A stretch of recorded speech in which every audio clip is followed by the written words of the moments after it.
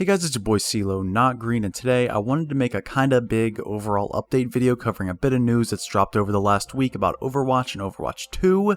So let's waste no more time and get into this one. So the last few days, your boy has been drowning at work, working 11 a.m. to 9 p.m. every day. So I didn't really have a lot of time to make videos on all of the stuff that I'll talk about in this video on the day that they happened, so forgive me for that. I'll go over what we've seen this last week, as well as some breaking news that dropped today, so let's talk about it. So yesterday, the Overwatch team released a new experimental patch to the live Overwatch client, which hasn't happened in quite a while. Unfortunately, at the time of making this video, the experimental card has gone down, so I wasn't able to get any footage or reactions to the actual changes. I'll kind of skirt past this one just because I can't really have any opinions on the changes individually since I can't play it right now, but I can say that I think this is a great idea for the Overwatch team to do. They did say in the patch notes that they wanted to make some changes to certain heroes to make sure that whenever the Overwatch 2.0 PvP goes live sometime later this year, I hope, people that didn't get into the beta, like some unlucky people on PC and all the poor unfortunate souls on console, can have a chance to experience a slight push towards the heroes' new Overwatch 2 kits and playstyles. Moving Orisa away from being a bunker tank with her shield is a great start. I'm not really sure how or where she'll be played if her new mini rework on the experimental goes live, but with her shield being less of a locked in place thing and her gun having no spread is a good change to make her a little less stationary and more brawly and proactive like she is in her huge Overwatch 2 rework. It seems like a ton of these heroes got flat buffs in this experimental patch, so seeing how all the changes will push the game forward will be interesting. I'm of the mind where, hey, you know what, the Overwatch team have admitted that Overwatch 1 as it is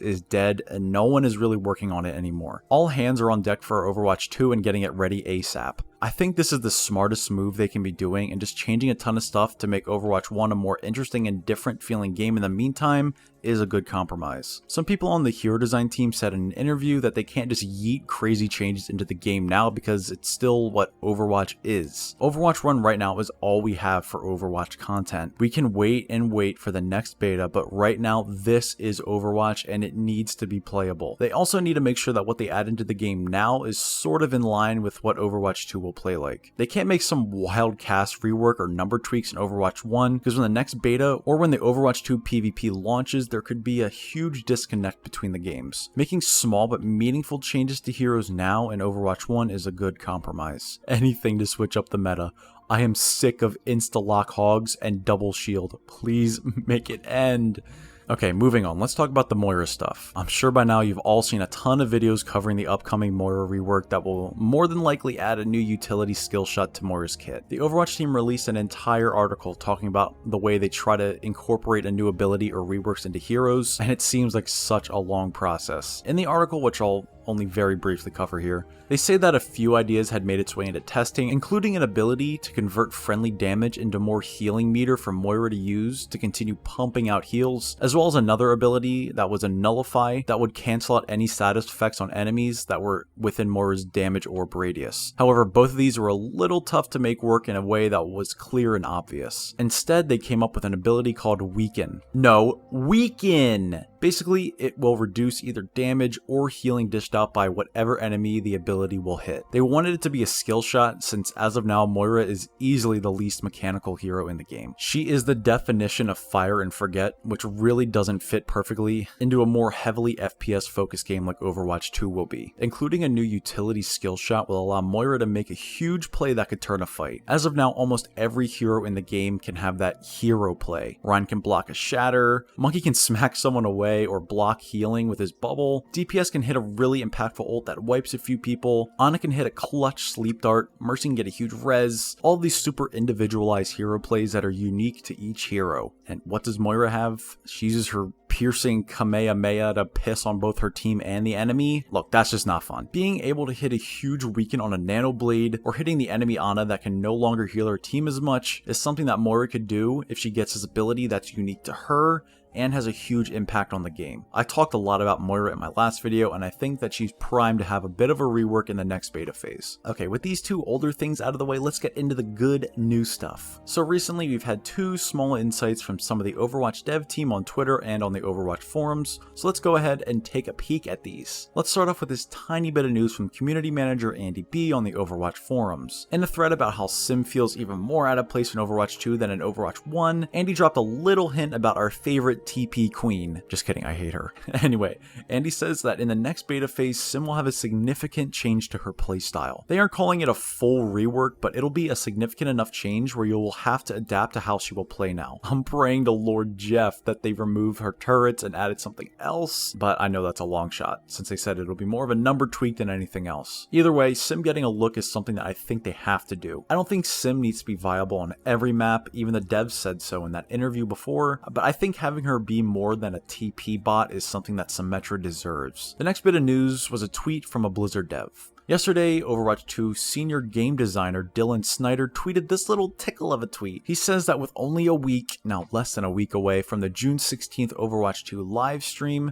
that we are going to be very pleased with what they have to show. Sunglasses emoji. Now, before we lose our minds about this, let's remember that no dev would be like, okay guys, temper your expectations. Nothing crazy is going to show up next week, so just relax. No, they're going to hype the scheisse out of it. I went into some detail about what I thought will be in the upcoming live stream a few times, but I'll go over it again right now, really quickly. But we're almost guaranteed to get a new hero, maybe even two, a few new maps, probably Rio de Janeiro and some other map we haven't heard of yet, more Overwatch 1 maps coming into the next beta with new times of day like Havana, which we've already seen, and a date for the next beta. What we probably will get is a roadmap of the next few months with the upcoming betas and any other content that the Overwatch team has to show us about Overwatch 2. We also might even get a date for when the PvP will launch in full. That's a bit of a stretch though. One thing that was also released today was news of a Pride event on July 12th on Twitch Rivals. Ignore the replies from the tweet, they're disgusting, but any true Overwatch fan knows this is a great thing. Not only does having Overwatch on Twitch Rivals bring more eyes on the game, they have a prize pool of $250,000 to help support the LGBTQ+ community. I love this, especially since it'll be taking place in July,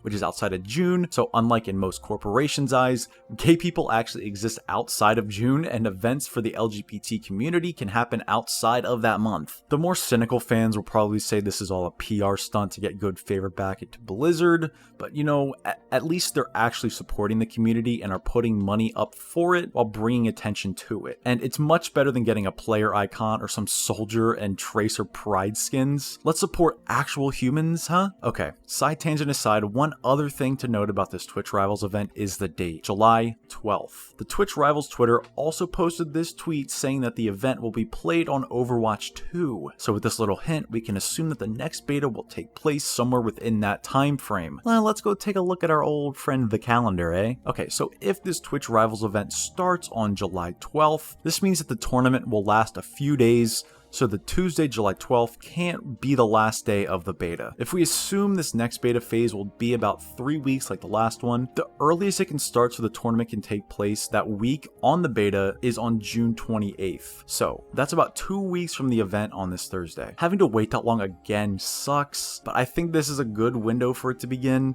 The latest the beta could start with all of this in mind is literally on the day the event starts, which is July 12th. I highly doubt that they would want to run a tournament on the day the beta starts where no one can really practice anything new that'll be added into the beta, so I think that date is out of the picture. This leaves us with either June 28th or July 5th as the start date for the next beta. This is all assuming we'll have a 3-week beta like last time, which isn't even guaranteed. It's possible that this next beta will be more open and console players could get in, which would bring so many more people to play than before. So if it's longer than 3 weeks, the beta could start anywhere from June 21st to July 5th. Boom. Case closed.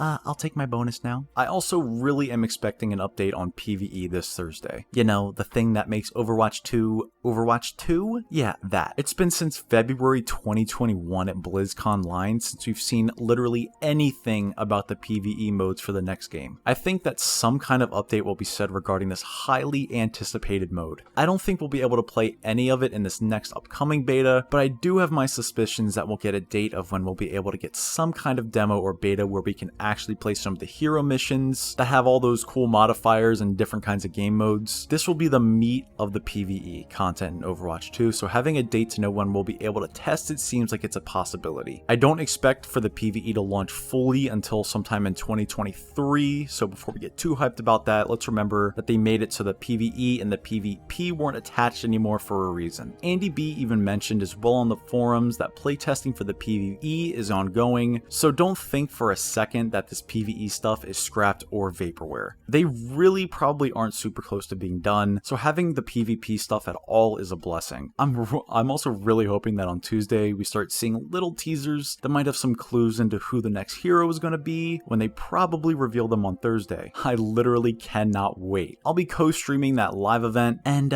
cooming will probably commence either way. Okay, that about wraps this video up. I'm so psyched to see what the devs have in store for us on Thursday. I really hope that this announcement will be actually huge and groundbreaking, but I've seen how Blizzard has handled live streams in the past, so I'll keep my expectations low, but my hopes high. That's kind of been the unofficial motto of the Overwatch community for a while at this point. Okay, that's it for me. Please like the video if you enjoyed or learned something new. Subscribe and ring the bell icon to see more from me and to get notified when I upload next. And comment below when you think the next beta will start. I think I'm betting on that June 28th date. Okay, thank you guys all so much for watching, and as always, I'll see you in the next one.